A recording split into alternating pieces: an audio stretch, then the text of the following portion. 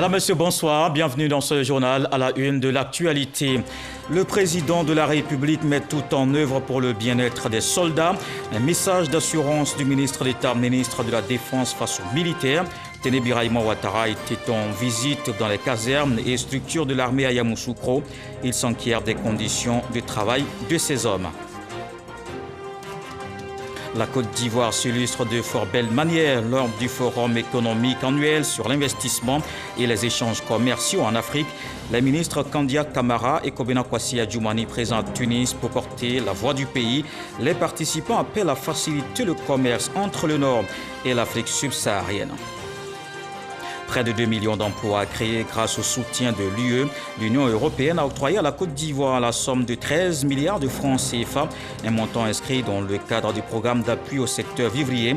Les deux parties font le bilan 2 ans après la mise en œuvre.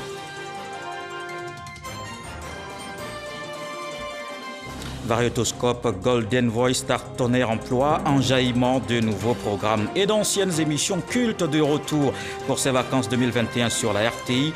Hier, lancement de toutes ces productions, les chaînes de télé et radio du groupe mobilisé pour vous offrir le meilleur pendant ce temps de pause scolaire.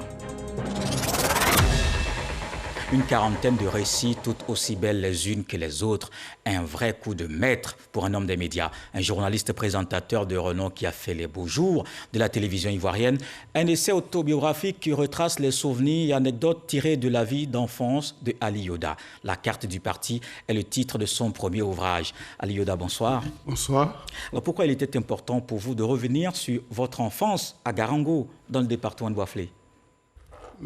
Ce retour sur mes pas d'enfance à Garango, comme tu vous le dites si bien, c'est juste pour que cela puisse, sans grande prétention aucune, servir certainement quelque part d'exemple à nos enfants, à nos petits frères, parce que à travers ces récits que je propose aux lecteurs, c'est que nos enfants et nos petits frères, comme je l'ai dit, puissent tirer enseignement de cela. Parce que on a souvent l'habitude de penser que le fait que les parents soient assez rigoureux, sévères avec nous, on dit que c'est de là, ils nous maltraitent, tout ça. Or, ce n'est pas ça. D'accord. Alors, on vous retrouve donc dans une trentaine de minutes, le temps de faire le tour de l'actualité et on en reparle. Le ministre d'État, ministre de la Défense, rassure les soldats. Tout est mis en œuvre pour améliorer leurs conditions de travail. Un message de Téné Birahima Ouattara en visite dans les casernes et structures de défense à Yamoussoukro. Une série d'activités qu'on voit avec Abou Sanogo. Yamoussoukro, base des unités d'intervention des forces spéciales. Elle abrite les unités commando Gamma, dont la devise est « toujours prêt au combat ». Cette unité est spécialisée au combat en zone urbaine, aux missions de renseignement opérationnel, de patrouille spéciale et offensive et à la lutte antiterroriste. Et l'escadron blindé, dont la devise est « oser gagner ». La base de ces unités d'intervention des forces spéciales a reçu la visite du ministre d'État, ministre de la Défense Téné Birahima Ouattara. Objectif, s'imprégner des réalités de ces hommes. Une visite saluée à sa juste valeur par la hiérarchie des forces spéciales. Vous voir ici chez nous, ça nous donne le moral. Malgré le fait que nos hommes soient un peu partout à Diaké, à Abidjan et même à Yamoussoukro, cela ne nous empêche pas de remplir notre mission avec abnégation. Téné Birahima Ouattara a transmis aux forces spéciales les encouragements et les félicitations du président de la République, chef suprême des armées, et a dit son engagement à offrir aux militaires des conditions de vie et de travail meilleures. Je peux vous assurer que nous prendrons la tâche de vos responsables de l'état-major de l'armée pour voir ce que nous pourrions encore faire pour faire en sorte que vous continuiez d'avoir donc des conditions de travail et de vie meilleures. Tout ceci matérialisé par l'inauguration de 2 bâtiments troupes R+1 d'une capacité d'accueil allant jusqu'à 200 personnes.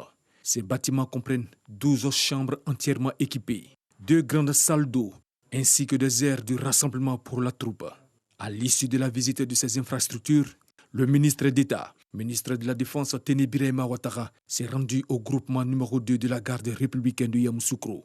Et là, il a eu droit à la présentation de la seule force armée autorisée dans les palais nationaux et chargée des missions de sécurité et d'honneur au profit des hautes autorités de l'État et des institutions, quelques installations de la Carzen avant de prendre part à un repas de corps avec ces hommes dans la convivialité. Nos soldats font face à un défi important et pour ce faire, il faut venir donc à leur écoute pour savoir un peu quels sont leurs besoins, quelles sont leurs préoccupations pour qu'ils puissent, dans un deuxième temps, de façon vraiment très responsable, aider la Côte d'Ivoire à stopper ce fléau que nous connaissons tous, qui est le terrorisme. J'ai rencontré des personnes donc enthousiastes qui sont prêts à défendre la Côte d'Ivoire. Le groupement numéro 2 de la garde républicaine a offert à cette occasion des présents au ministre d'État, ministre de la Défense, Téné Birahima Ouattara. Et en économie, fin du forum économique annuel sur l'investissement et les échanges commerciaux à Tunis. La Côte d'Ivoire représentée par le ministre d'État Kandia Camara et Kobena Kwasi Adjoumani. Les pays ont proposé des mécanismes de financement des opérateurs africains. Ils appellent à faciliter les échanges entre le Nord et l'Afrique subsaharienne. Michel Digré. Plus de 1000 opérateurs économiques et 9 ministres d'Afrique subsaharienne, c'est le challenge relevé par les organisateurs du forum économique FITA. En Tunisie, l'État de Côte d'Ivoire est représenté par 2 ministres, Kandia Camara et Kobena Kwasi Adjoumani, ainsi qu'une forte délégation d'hommes d'affaires ivoiriens. À l'ouverture des travaux, la ministre des Affaires étrangères, Kandia Camara, a rappelé les enjeux de la zone de libre-échange africain, ZLECAf, qui devrait contribuer à faire progresser la transformation structurelle de nos économies et à remodeler les marchés régionaux. Si nous parvenons à atteindre les objectifs de la ZLECAf, qui sont déjà bien définis, cela pourrait permettre à nos pays de sortir 30 millions de personnes de l'extrême pauvreté et d'augmenter les revenus de 68 millions d'autres bénéficiaires qui vivent avec moins de 5,50 $ par jour. Les objectifs de croissance solidaire et inclusive auxquels nous aspirons ne seront pas atteints si les entreprises africaines ne parviennent pas à tirer pleinement profit des opportunités en termes de commerce et d'investissement. Kandia Camara a par ailleurs invité les opérateurs économiques tunisiens à s'impliquer dans la mise en œuvre des projets structurants inscrits dans le cadre du Plan national de développement 2021-2025. L'enjeu de ce forum étant de promouvoir les investissements et les échanges commerciaux intra-africains afin de faciliter la coopération entre le Nord et l'Afrique subsaharienne. Et parlons justement de la coopération. L'Union européenne a octroyé à la Côte d'Ivoire la somme de 13 milliards de francs CFA, un montant pour aider le pays dans le cadre du programme d'appui au secteur vivrier. 2 ans après, c'est l'heure du bilan. On retient que 2 millions d'emplois ont été créés. De Yamoussoukro, le reportage de Jean-Jacques Kwame.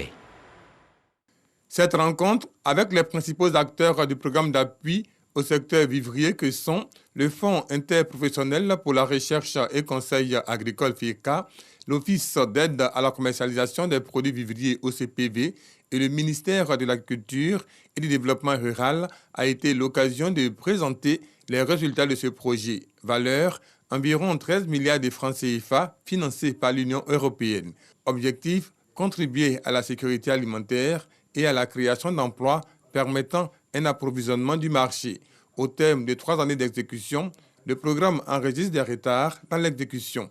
Mais les 2 parties, l'État et l'Union européenne, sont optimistes vu le nombre d'emplois créés, environ 2 millions dans le secteur du vivrier. Ce projet est très important pour nous tous parce que non seulement ça concerne la sécurité alimentaire, ça permet d'avoir des emplois et nous connaissons l'importance, ne serait-ce que même de la kéké en Côte d'Ivoire, donc du manioc et des produits maraîchers.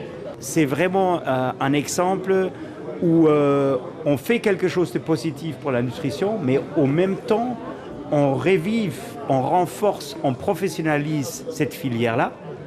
Et donc, on crée de l'emploi, on rend une filière rentable et donc on atteint plusieurs objectifs au même temps. Pour la filière maraîchère, 11 serres sont opérationnelles.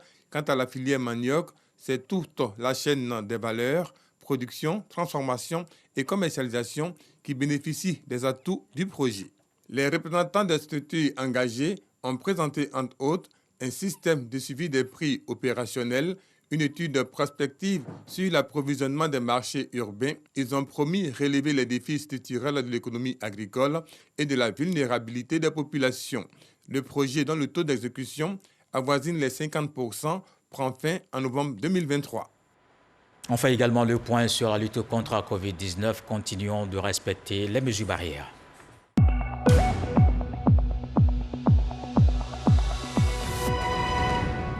Voici les chiffres de ce samedi. 39 nouveaux cas de Covid-19, 34 guéris et pas de décès. La Côte d'Ivoire compte donc 48 176 cas confirmés, dont 47 749 guéris, 311 décès et 116 cas actifs. Au total, 701 511 personnes vaccinées contre la Covid-19.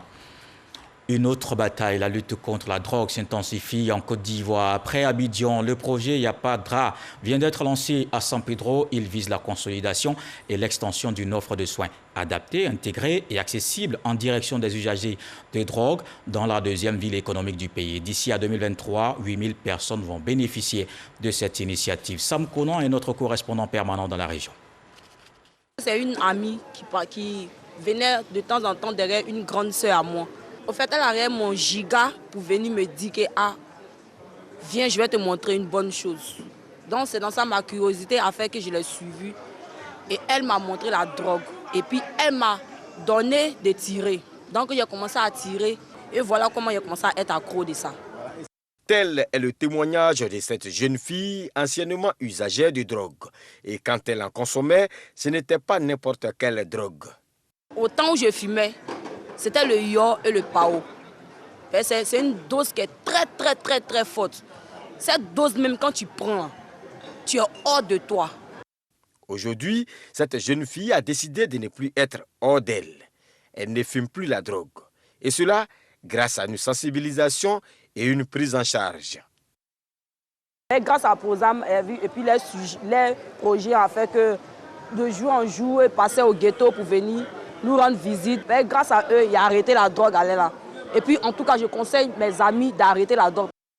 Comme elle, le ministère de la Santé, de l'Hygiène publique et de la couverture maladie universelle et ses partenaires entendent aider plusieurs usagers de drogue de San Pedro à sortir de ce milieu. Pour éviter que ces jeunes rentrent dans la drogue, avant d'essayer de les en faire sortir, ce qui est d'ailleurs difficile. Donc, prise en charge des usagers de drogue, mais cela va être accompagné dans la région de San Pedro de vastes campagnes de sensibilisation en direction de toute la jeunesse. Ce programme qui a débuté à Abidjan vient d'être lancé ici à San Pedro. À travers le projet de consolidation et d'extension d'une offre de soins adaptée, intégrée et accessible en direction des personnes usagères de drogue précaires. La troisième phase d'un projet qui vise l'extension au-delà d'Abidjan, d'un projet donc de réduction des risques qui s'appelle Yapadra, à destination des personnes usagères de drogue précaires. Nous allons aller non seulement prendre en charge les usagers de drogue au niveau de notre centre et aller aussi dans les ghettos pour nous approcher des bénéficiaires pour leur donner des soins. Ce projet de lutte contre la drogue va s'étendre sur 3 ans et vise à terme 8000 personnes usagères de drogue. Et le tour de l'actualité ce soir nous emmène aussi dans la région du Gor, précisément dans le canton Pakolo. L'ONG Agir pour l'écologie aura bientôt un siège à Guibouo. La première pierre est posée, c'est avec le soutien de la Commission nationale de l'UNESCO. Le député de Divo offre 5 tonnes de ciment pour le démarrage des travaux. Cheikh Koné. Voilà les images. Expression visible et palpable de la naissance d'une ambition nourrie par l'universitaire Annie Désiré de Guibouo. Bâtir une maison dédiée à l'action écologique en milieu rural. Les universitaires veulent se libérer du savoir académique, du savoir dogmatique, peu fertilisant, pour venir dans le monde rural et changer les expériences avec les planteurs. C'est pour cette raison qu'elle opte de construire son siège à Guibouo. Le professeur chercheur a pensé à un argumentaire pour la formation, une formation en phase avec sa vision et ses objectifs fixés. Aujourd'hui, il y a le changement climatique. Quel type de culture résiliente faut-il pour s'adapter à tous les climats? Et nous allons essayer ensemble de trouver des mécanismes de compréhension de tous ces phénomènes et lutter pour une culture résiliente. Le deuxième niveau, c'est l'agroforesterie, qui va être un point essentiel de notre formation. Les conflits endémiques se répandent dans le tissu social, souvent par incompréhension. Alors, il y aura un chapitre sur l'éco-citoyenneté pour comprendre la notion de brassage ethnique. Merci de nous aider à faire une mutation positive, a indiqué le chef de canton. Cela grâce à cette formation à l'écologie et à la citoyenneté. Bansé Madi Abdullah, représentant du ministre burkinabé de la fonction publique coparrain, salue la singularité de l'engagement du professeur Annie Désiré. En effet, ces dernières années, des fils et des filles dignes d'Afrique, soucieux du bien-être de leurs concitoyens, se sont mis ensemble pour créer des ONG qui, pour lutter contre la faim, qui, pour lutter contre la maladie et autres analphabétismes. Nos dignes frères ont choisi l'écologie, mais en réalité, tous convergent vers la lutte contre la pauvreté. Une singularité partagée par le député de Divo, commune, Famoussa Koulibaly, le second parrain de la cérémonie. Investi dans la formation à l'écologie, c'est prolonger l'action gouvernementale. La vision qu'il a, c'est la vision du gouvernement de Côte d'Ivoire. Et c'est pourquoi l'État a mis un certain nombre de ministères en place. Et par synergie d'action, lutte contre le réchauffement climatique. Point final de cette célébration de l'écologie en milieu rural à Guibouo, les dons faits à l'endroit des invités et des veuves du canton.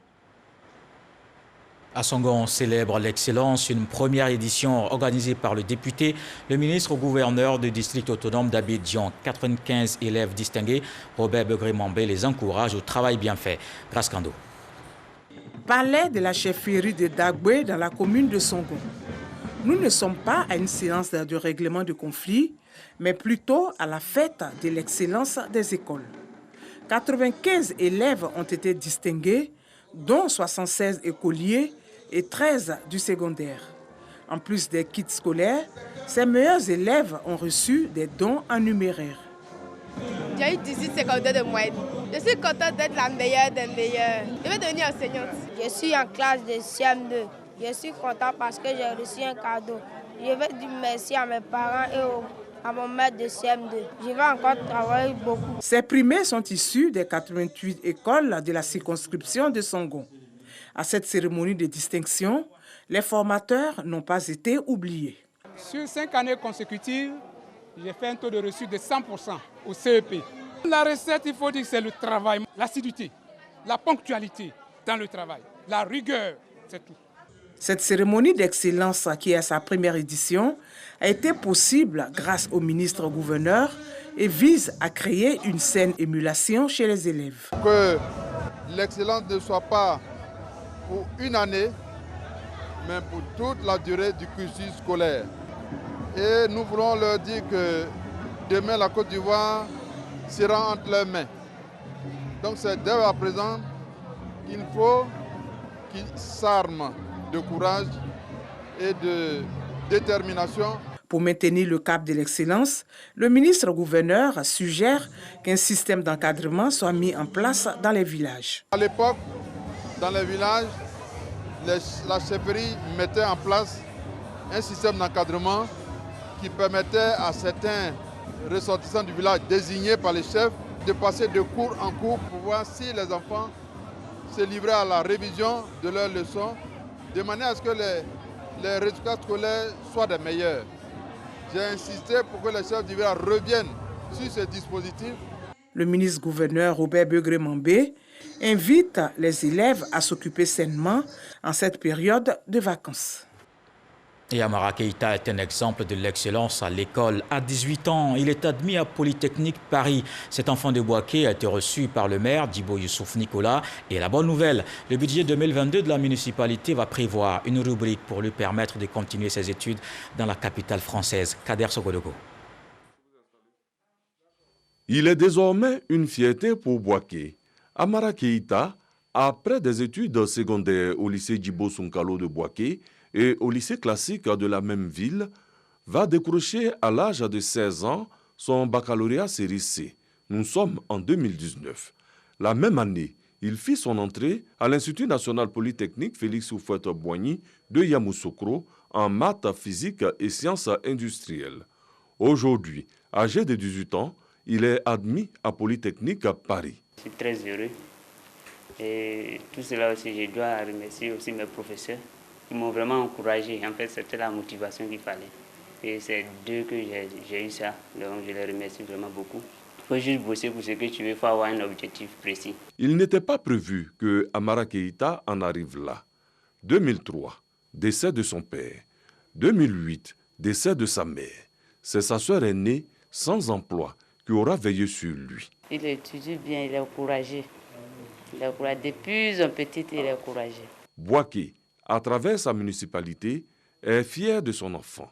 Amara Keïta ne sera plus seul. Nous sommes vraiment fiers que Bouaké puisse avoir un premier polytechnicien.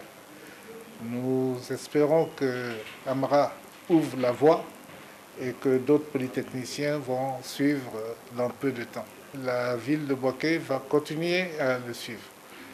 À l'aider d'abord, puisque au niveau du budget communal de la ville de Bouaké, dès 2022, une contribution à ses études sera prise par le budget de la commune de Bouaké. Ensuite, à titre personnel, je veillerai sur Amara pour voir comment évolue sa scolarité et quels sont les conseils et les recommandations que je pourrais lui apporter. Il est bon de savoir que depuis 2016, l'Institut national polytechnique Félix Houphouët-Boigny de Yamoussoukro arrive à faire entrer 4 ou 5 de ses étudiants à X Paris. Le ministre Abdraman Sissé, l'ex-directeur général de la RTI Amadou Bakayoko et le banquier Tidiane Thiam font partie du cercle prisé des personnalités ivoiriennes passées par Polytechnique Paris.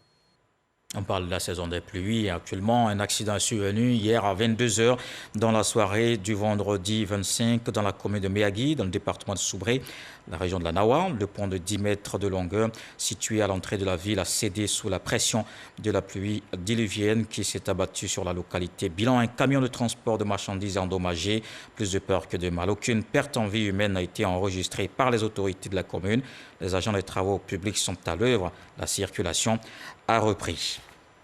Le Conseil régional du Sud Comoé fait le point de ses actions. Il vient de tenir sa deuxième réunion ordinaire de l'exercice 2021. Le budget de cette année va connaître une hausse de plus de 139 millions de francs CFA. Ces ressources vont servir à la réalisation de plusieurs actions de développement, l'emploi des jeunes au centre des priorités. Mahama Traoré. En 2020, les recettes du budget de fonctionnement du Conseil régional du Sud Comoé ont connu un excédent de plus de 139 millions de francs CFA. Voilà qui justifie le projet de budget modificatif examiné et adopté par les conseillers régionaux pour l'exercice 2021. Il s'équilibre en recettes et en dépenses à hauteur de 2 890 429 000 francs CFA, dont 1 209 010 000 francs CFA consacrés au budget de fonctionnement et 1 681 419 000 francs CFA au budget d'investissement. Mobiliser de telles ressources va permettre au Conseil régional du Sud Comoé de financer 58 actions d'envergure dans les secteurs de l'éducation, de la santé, de l'aménagement des routes afin d'améliorer les conditions de vie des populations.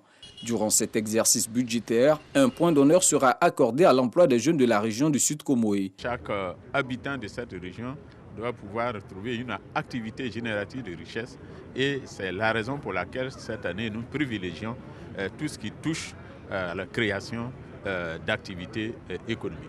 Nous avons signé avec l'Union européenne un programme d'insertion socio-économique qui est en cours et qui se déroule bien, qui permet à beaucoup de jeunes de la région de créer des activités génératrices de richesse.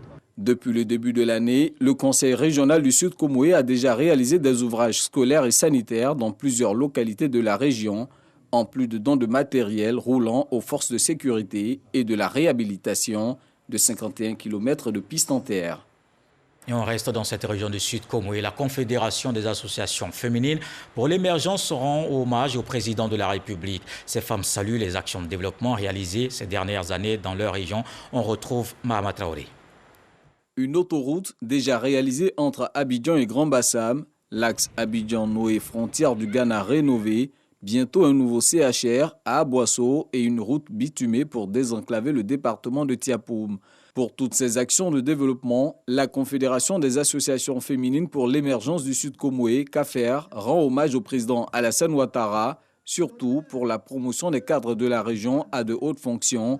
Eugène Akaawele, l'un d'entre eux, a été récemment nommé à la tête du Conseil économique, social, environnemental et culturel. Nous disons merci au président de la République qui a fait confiance à l'un des fils de la région pour lui confier cette responsabilité énorme. Il assumera cette fonction avec dignité et nous pouvons lui faire confiance. Et nous remercions le chef de l'État pour cette nomination qui honore toute notre région. Selon Eugène Akaawele, le président Alassane Ouattara mérite cet hommage des femmes du Sud Comoé. Fêtons Alassane Ouattara pour tous ses bienfaits pour notre pays. Particulièrement pour tous ces bienfaits pour le Sud Comoé, pendant longtemps oublié par les différents gouvernements. J'ai suivi la marche du Sud Comoé. Pendant longtemps, il n'y avait pas d'infrastructure digne de ce nom dans cette région. Pendant longtemps, il n'y avait pas de nomination digne de cette région. Depuis qu'Alassane Ouattara est là, nous sommes dans la République de Côte d'Ivoire, le Sud Comoé. La Confédération des associations féminines pour l'émergence du Sud Comoé, CAFER, compte une centaine de groupements. À la politique dans la région de la Bagoué, le coordonnateur HDP, Bruno Nabagné-Koné, exprime sa reconnaissance aux militants, les artisans de la victoire de ce parti dans la région lors des dernières législatives. Il appelle à rester mobilisé. Ami Sissoko. Après l'écrasante victoire du RHDP aux élections législatives du 6 mars dernier dans la Bagoué, avec 5 sièges sur 5, le coordonnateur régional Bruno Nabagné-Koné, accompagné de son équipe, a entrepris des tournées de remerciements dans les 3 départements de la Bagoué, Boundiali, Kouto et Tengrela. Député de la circonscription de Blességué-Kouto, il a traduit toute la gratitude de son parti aux populations et félicité tous les acteurs de ce plébiscite. Le merci, c'est à vous, monsieur le ministre, avec vos collaborateurs. Le plus grand merci, c'est à Alassane Dramane Ouattara. Après un travail acharné, recevoir un merci de nos autorités, nos cadres, nous va vraiment droit au cœur. Le coordonnateur régional RHDP de la Bagoué, Bruno Nabagné-Koné, par ailleurs ministre de la Construction, du Logement et de l'Urbanisme, soutenu par le ministre du Tourisme et des Loisirs, Siandou Fofana, invite l'ensemble des populations de sa région à rester mobilisées autour des idéaux du président Alassane Ouattara pour le développement de leur région. Développement qui sera accéléré avec le nouveau ministre-gouverneur. Grâce au président Alassane Ouattara, notre région a été très fortement transformée. Grâce au président Alassane Ouattara, c'est tout notre pays, toute la Côte d'Ivoire qui se transforme au quotidien. Nous le voyons, nous le vivons. Nos populations ici le voient également, le sentent et le vivent. Donc pour nous, il est important de continuer dans cette vision-là. Autre temps fort de cette tournée de reconnaissance, la remise de plusieurs enveloppes de 500 000 francs à des personnes vulnérables. Les cadres de la Bagoué ont pris l'engagement de maintenir l'union, la paix et la cohésion pour le bien-être des populations. Et le RHDP mobilise la base de ce parti. Le directeur exécutif du Rassemblement des Oufouettistes pour la démocratie et la paix a reçu les délégués départementaux. Ils sont exhortés à continuer de travailler pour les défis futurs. Alexis Ouedraogo. Il faut que le travail soit réel. Le RHDP restructure, réorganise et mobilise. Après les dernières échéances électorales qui lui ont donné satisfaction, le parti remet la machine en marche. Le président nous a orientés dans la consolidation de la paix et de la stabilité, mais il nous a orientés aussi dans la consolidation du développement qu'il a initié depuis 10 ans pour qu'on puisse le poursuivre. Et pour cela, le président a besoin d'un socle institutionnel qu'il a déjà au niveau de l'Assemblée, mais il a besoin d'un parti fort. Et le parti fort doit reposer sur les délégués départementaux. C'est donc pour cela que nous avons initié la rencontre avec ces délégués. Et le RHDP veut mobiliser en dehors même de ses aires pour consolider l'unité dans le pays. Nous sommes ouverts à tous les partis dès lors que ces partis considèrent que ensemble, nous devons construire. Et nous sommes un parti de rassemblement parce que nous croyons que la construction de notre pays, la consolidation de la Côte d'Ivoire repose sur l'ensemble de ses fils et filles. Les tournées de la direction exécutive tiendront sur 2 semaines. Plus de 4000 délégués seront visités. Et comme tous les samedis soirs, c'est l'heure de votre rendez-vous culturel.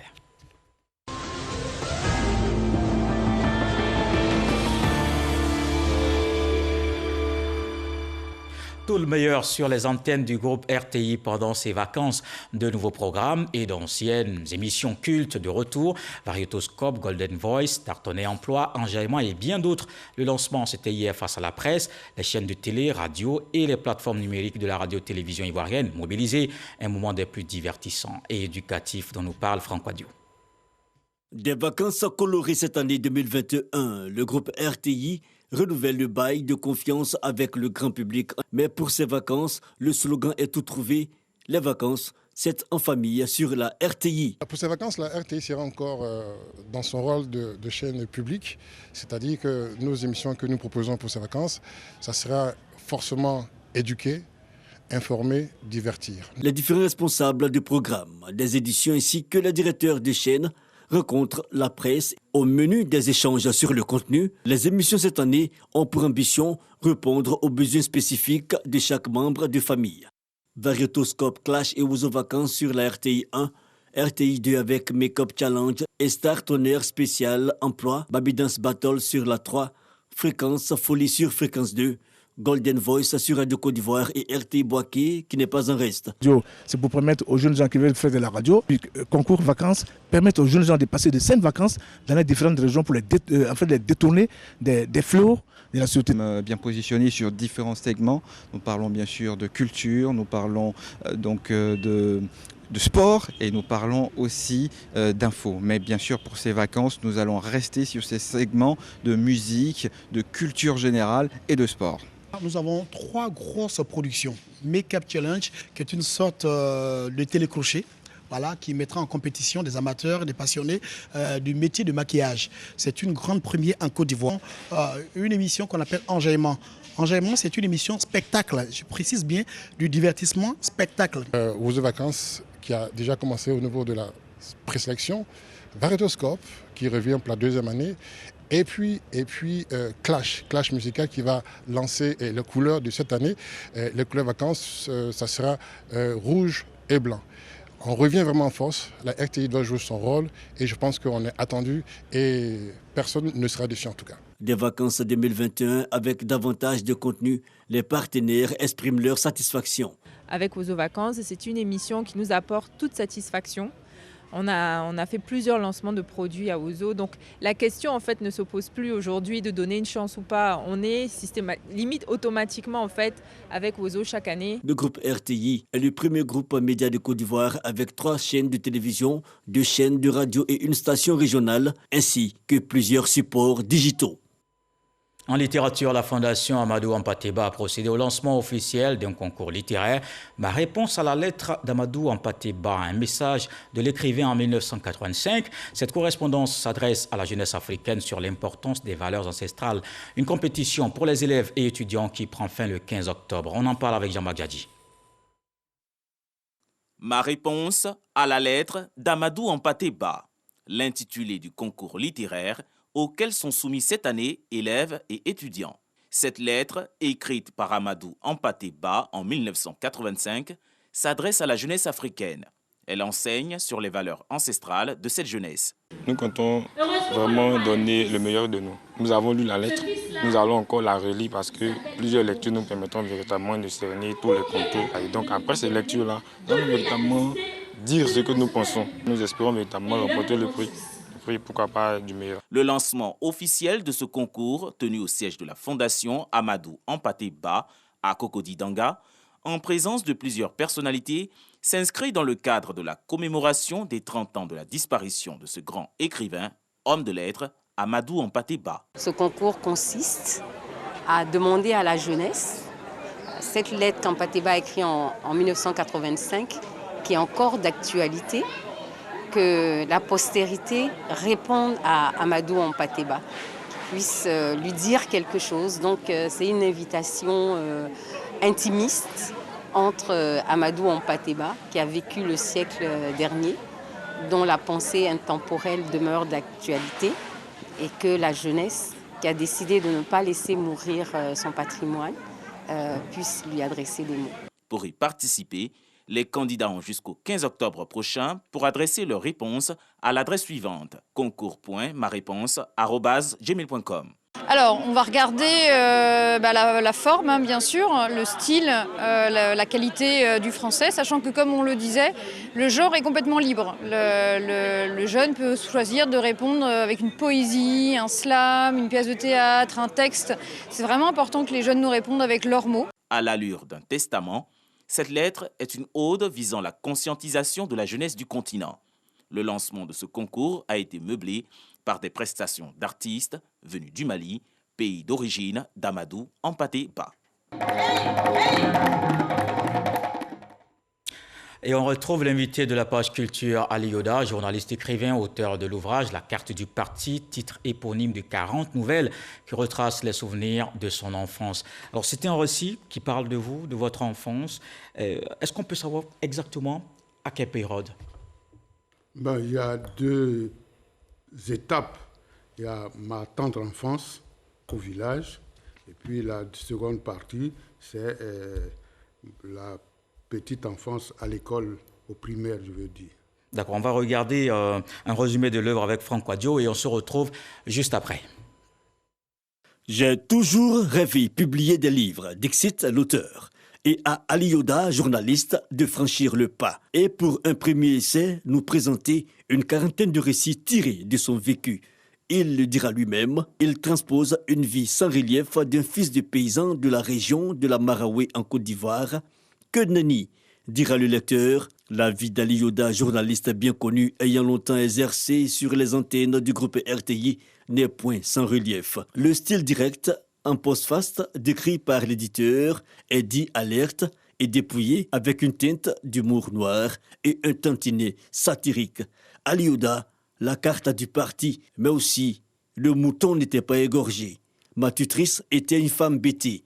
Yoda a une tête propre, l'imam qui n'aimait pas l'école. Bref, Ali Yoda nous narre ses souvenirs d'enfance écrits pour se laisser lire. L'auteur est né le 23 octobre 1956 à Garango, Boisfly. Après une maîtrise en droit public obtenue à l'université d'Abidjan, il embrasse le métier de journaliste et depuis 2018, il est le directeur des ressources humaines de la Société ivoirienne de télédiffusion, IDT, à Abidjan. Alors, dans la nouvelle, le décès de ma nièce, Zénab est percuté par un camion. Le chauffeur est arrêté, emmené à la gendarmerie. Et qu'est-ce qui se passe? C'est son père qui refuse qu'on sanctionne le chauffeur. Alors, est-ce qu'ici, c'est une valeur du pardon qui est prônée? Tout à fait, c'est le pardon qui est d'abord prôné. Et puis, ce qu'il faut savoir, c'est que c'est une famille de musulmans. Et en tant que tel, on croit au destin. Et c'est pourquoi on pense que cet accident qui est arrivé, c'est le destin de cette fille-là, de cette petite-là. Et donc, aller demander que le chauffeur soit mis en prison ou bien qu'on paye certaines assurances et tout ça, les parents ont anticipé que ainsi en a voulu Dieu, le Créateur, et donc que les choses restent en l'état. Donc, c'est le pardon en un mot. Alors, des vieux comme Yanya avaient souhaité que Ali Yoda soit médecin. Et puis après, Ali Yoda s'est orienté vers les études de droit. Est-ce qu'on peut dire que l'enfant a trahi le vieux Yanya? Non, bon, on ne pourrait pas dire les choses de cette façon. En fait, ce qu'il faut retenir de ce passage-là, c'est qu'il faut que nous apprenions à communiquer avec nos enfants.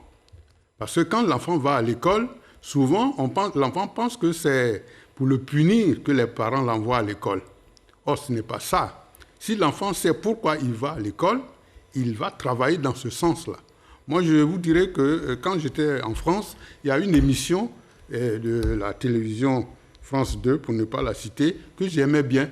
C'était une émission présentée par Jacques Martin, qui ne recevait que les enfants, dont l'âge variait de 3 à 6 ans, 7 ans tout au plus.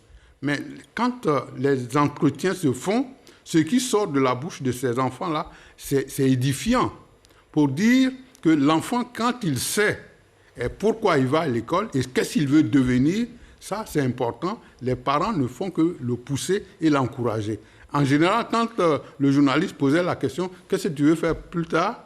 Si l'enfant connaît le métier de son papa ou bien de sa maman, il dit « Bon, je veux être médecin, je veux être pharmacien. » Ou bien, si ce n'est pas le cas, il dit « Bon, je vais être policier ou bien gendarme. » Parce que ce sont ces fonctionnaires-là que l'enfant a l'habitude de voir régulièrement. Chez nous, ici, vous allez, bon, je vous dis, allez à l'université, demandez à nos étudiants, vous êtes, je suis en droit, mais qu'est-ce que vous voulez faire? Ah, tonton, je ne sais pas, mais bon, j'attends quand je vais avoir ma maîtrise. Entendez, quelqu'un qui est à l'université ne sait pas ce qu'il va faire demain. Ça, c'est un problème. Ouais. Donc, par rapport au vieux Nyanya, pour revenir à lui, il pensait, puisqu'il me voyait jouer les infirmiers, bon, il me s'est dit, bon, certainement que cet enfant-là va être médecin. Évidemment, moi, je n'ai pas choisi de faire la médecine. Et vous avez fait le droit. Alors, parlons de la carte du parti. C'est le titre éponyme de votre ouvrage. Ayouba n'avait pas sa carte, il n'avait pas payé. Et le chef du village était vraiment furieux après lui. Mais est-ce qu'il ne fallait pas dispenser Ayouba? C'était quand même quelqu'un qui n'avait pas les 3 000 francs CFA.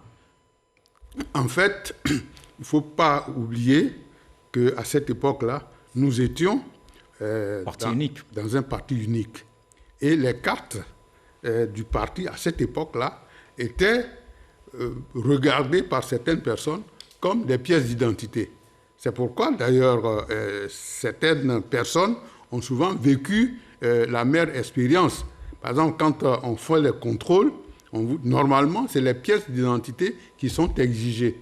Mais si vous n'avez pas ça, il y en a qui vont et vous dites, mais et ta carte du parti? Si vous n'avez pas ça aussi, ben, vous êtes pénalisé, puni.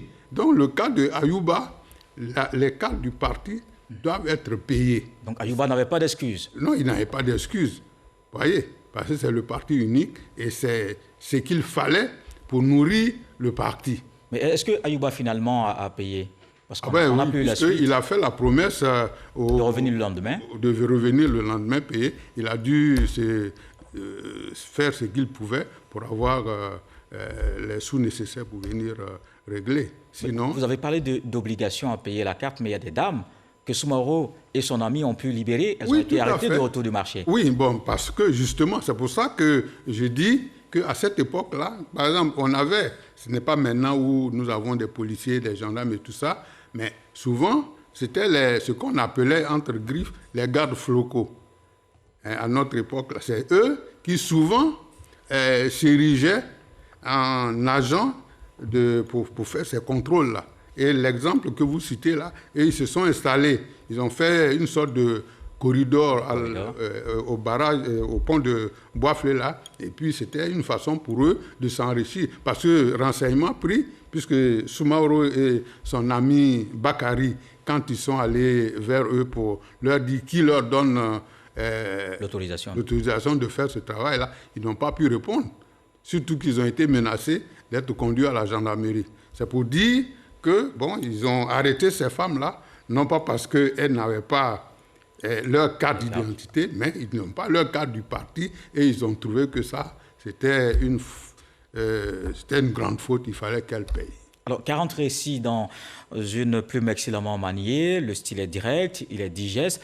Est-ce que Ali Yuda a tout dit sur son enfance dans cet ouvrage? Il est difficile, à travers quelques chapitres, de pouvoir tout dire sur son enfance. C'est une tranche de vie. Vous savez, on ne peut dire que ce que l'inspiration qui vous vient en ce moment-là, mais pour le reste, peut-être que ça viendra après.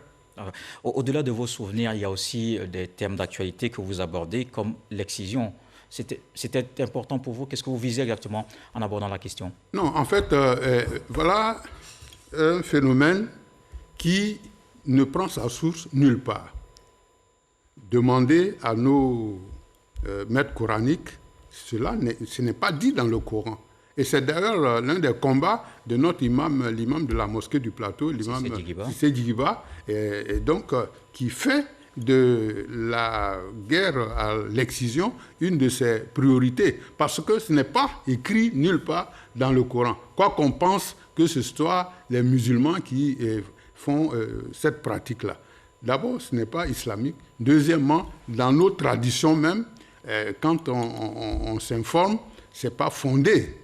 C'est pas fondé. Donc, si on peut combattre ces pratiques-là, je pense que c'est une bonne chose. C'est vrai qu'il y a des campagnes qui se font ça et là, mais pour le moment, il y a encore du travail à faire. Alors, juste une dernière question rapidement. Malheureusement, le temps court très vite. Ils sont nombreux à se demander que devient le célèbre animateur de Allahu Akbar. Ben, écoutez, Ali Yoda, comme l'a dit Franck tout à l'heure dans son petit résumé, je suis à la Société ivoirienne de télédiffusion et c'est nous qui nous occupons de la TNT, donc du déploiement de la TNT. Et donc, nous essayons de faire, aux côtés du directeur général, M. Yeo Adama Benoît, apporter notre petite contribution au démarrage de cette nouvelle société, de façon à faire en sorte que la TNT soit mise à la disposition de tous les Ivoiriens et sur tout le territoire national. Alors, ce fut un plaisir de vous recevoir sur ce plateau de 20h. C'est un plaisir partagé. Merci beaucoup. Ali Yoda, la carte du parti, un coup d'essai, un coup de maître, dans un style narratif simple, direct et touchant. Une plume alerte à lire. Ce journal est terminé. Merci de l'avoir suivi. On se quitte avec ce que dit le sage ce soir. Ce n'est pas parce qu'on a fait une bonne récolte qu'il faut se vanter de mieux manier la tabac que les autres. Dieu le voulant, on se retrouve demain.